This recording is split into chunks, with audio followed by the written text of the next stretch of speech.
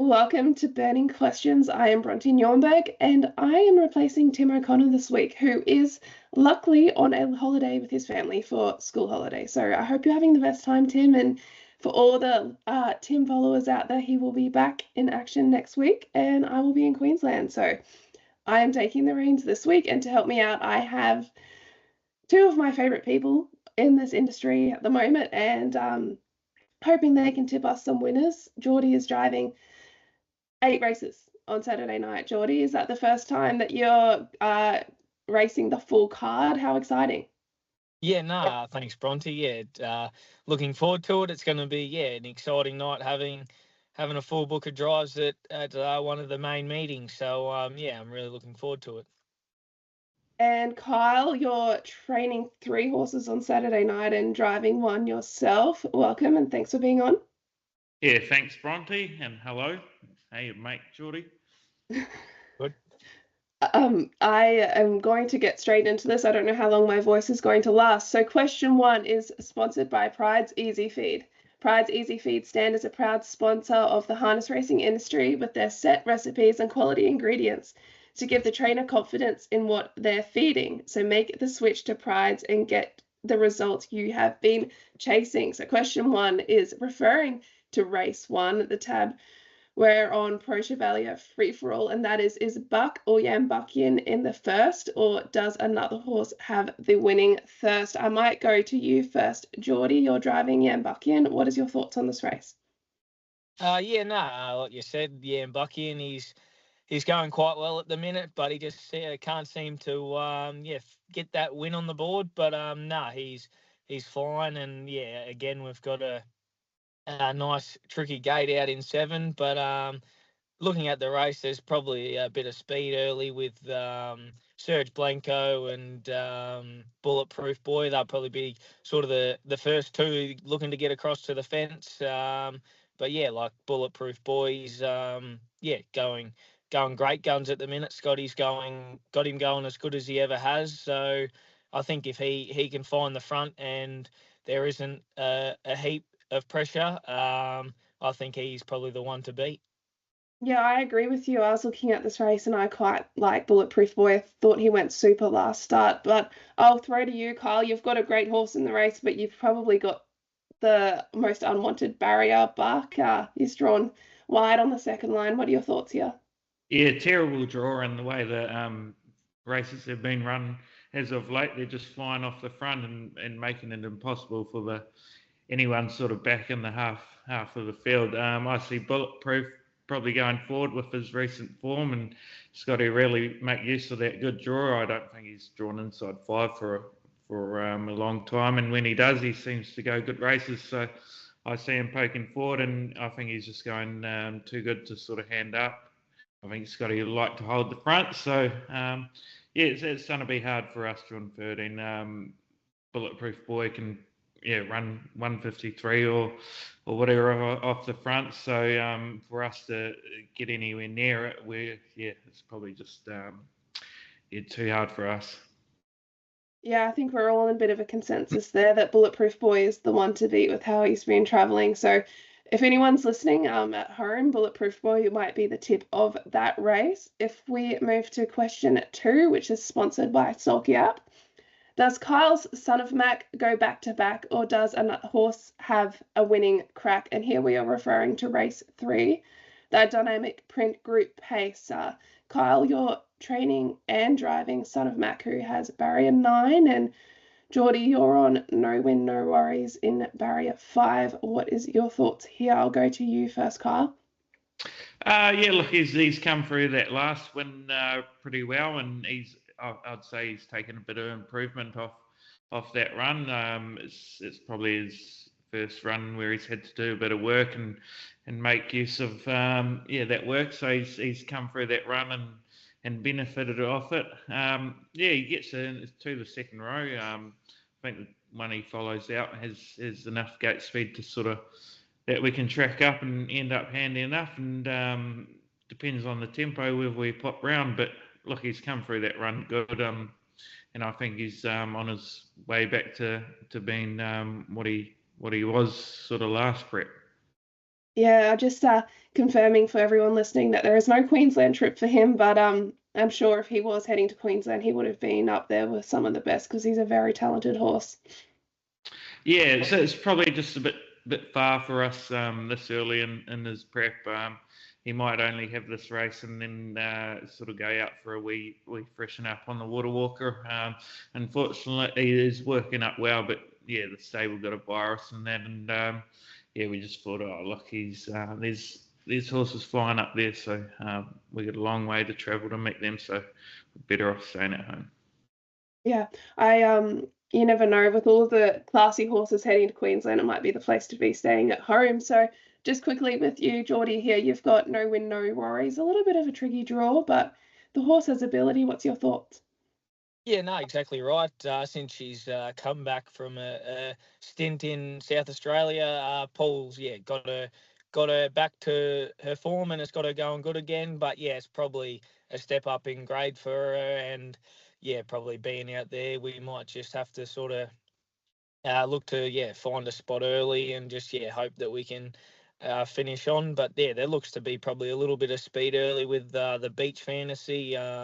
Probably getting across to the pegs, and then like Duke's Choice run last week was super. So if it's lead us back again, it's going to be very dangerous. And even Jack O'Connor on its back has been hitting the line hard the last sort of month. So yeah, it's probably Kyle's horse has got all the class, I think. But if the races run upside down and they go too hard, well then, look, Kyle's is hard to beat. And even like Kyle said, if they do slacken off, he can choose to just idle around them and sit outside of them and be too good. Yeah, I want to agree with you there, Geordie. I think that the class horse is clearly Son of Mac, but like you mentioned as well, I think the beach fantasy is a good chance given race circumstances if it can find the front or if it can find a good position. And Son of Mac has to work. So both great feedback there. I think we've given our listeners some horses to follow in that race, but good luck to both of you. We'll move on to question 3, which is sponsored by Logical Staffing Solutions, who provide labour, hire, and recruitment services to the transport, warehousing, automotive, and manufacturing industries. The logical solution for your staffing needs. We are speaking about race 5 here. Jordy has Beach Hopper, but can Hugo Maguire be a party popper? So I will go to you first, Kyle. You have Hugo Maguire, barrier 1. Chris Alford's taking the reins here, but I was so impressed with this horse's trial on Tuesday or Monday night, was it? Can you touch on that and where the horse is and how you think he'll go in this race? Yeah, we did. We elected to go back to the trials after his poor performance at Cranbourne. The track seemed to be a bit off that night at Cranbourne. It was hard for horses out wide, and he's got a bit of high action, and I think he just really struggled. Puppet said he was feeling good, pulled him out, and went for probably 200 yards and hit a brick wall. Yeah, we couldn't find anything wrong, and so yeah, we took him to the trials Monday night, and we were just looking for a good run, and he ended up going 154 in front and beating 2 nice horses. And he said he did it quite well. He's come through that exceptionally well. So he's always been a nice horse. I started him off in New Zealand and really liked him.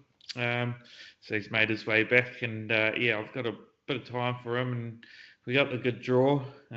So look, I think all he has to do is sort of do what he did at the trials, and I think it's his race to lose. Yeah, if anyone is also listening, I believe it was at the trials, it may have been Draw a Dream and the highlight reel that I think they were the 2 horses that couldn't run him down when he was in front. So that is Star Power that couldn't catch him there. So that was a fantastic trial from Hugo Maguire. And like you said, if he can manage to find the front, I think he'll be a massive contender in this race. Jordy, what are your thoughts on your runner here? You have Beach Hopper, who is barrier 10. Yeah, no, he's also going quite good at the minute, but he just sort of can't seem to find a draw, and he's always sort of out the back and storming home late. But yeah, I think like you have touched on, Kyle's horse's trial was exceptional, and Cranbourne that night, like Kyle touched on, the track was off. Like every winner was pretty much coming from in front or on the peg somewhere. So that's probably just a forget run for his horse. And like the trial on Monday night was exceptional. And I think, if he can do enough to hold the front, I think, he's going to be awfully hard to beat. Yeah, I think I agree with what you guys are saying. There was another horse in this race, La Belle Bijou, drawn barrier 7. She's got an awkward draw, but she is flying, and I think she has some luck in the run. She could be one of the hardest ones to beat, just looking at the field. But again, a great chance for Kyle there with Hugo Maguire. Our fourth question is looking at the Aldebaran Park Trotters Free For All. Ebonys Avenger is the only mare in the race, but does she have what it takes to keep up with the pace? And Jordy, you're driving Ebonys Avenger here, but I might go to Kyle and get his thoughts on the race. He doesn't have one in this one. Kyle, what's your thoughts here? We have a few horses like Parisian Artist, who is first up but looking to head to Queensland. So do you have any thoughts on this race? Yeah, look, Zeus, Brent Little's horse, he's had a couple runs back now. I think he's slowly getting better and improving fitness-wise. He was in America and it's taken him a couple of races.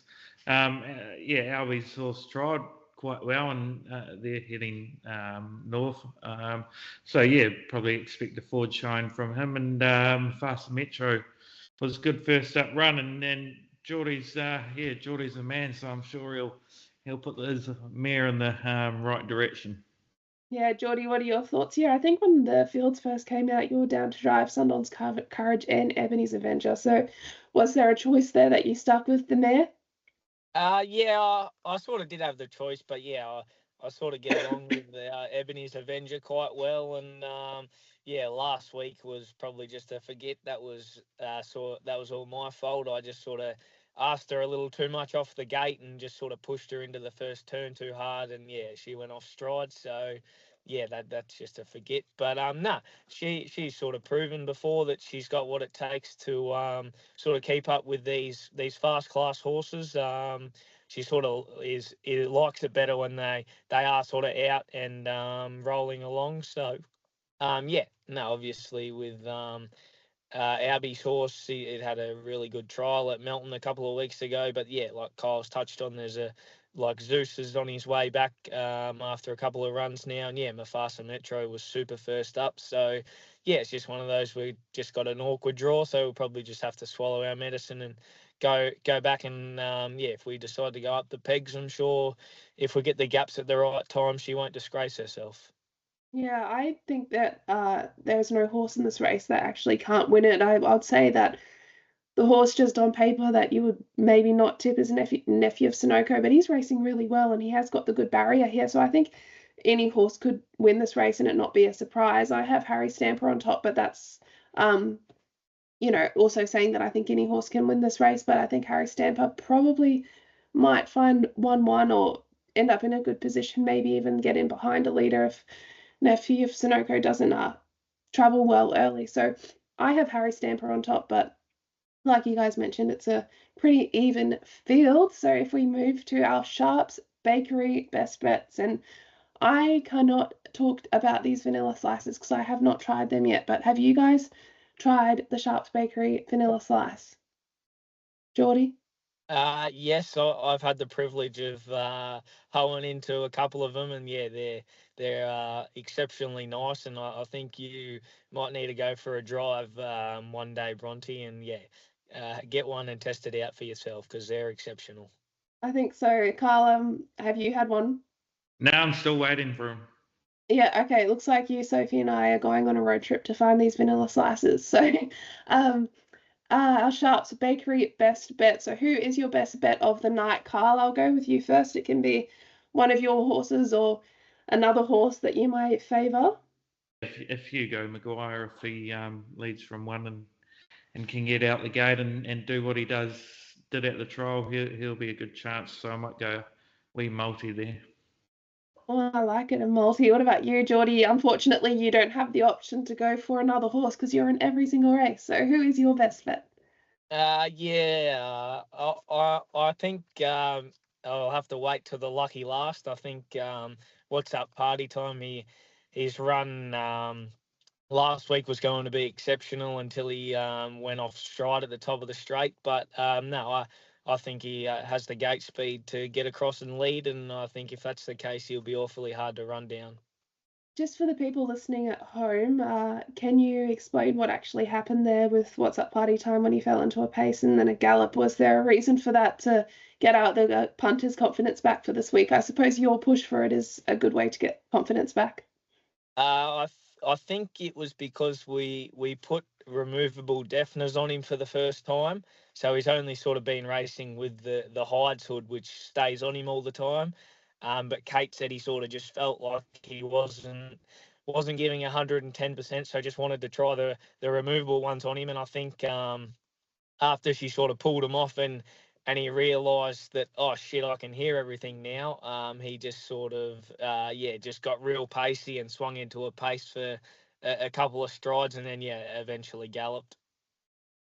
Well, it looks like you guys are on top of it this week, so, I probably would push him up. I had him tipped for second, but now you're making me feel more confident. So just recapping, Jordy, you're with What's Up Party Time in the last. So I'm going to try and pick a horse in the middle of the field as my best bet in the middle of the meeting, and I'm going to go with the Exotic Bush Ranger in race 4.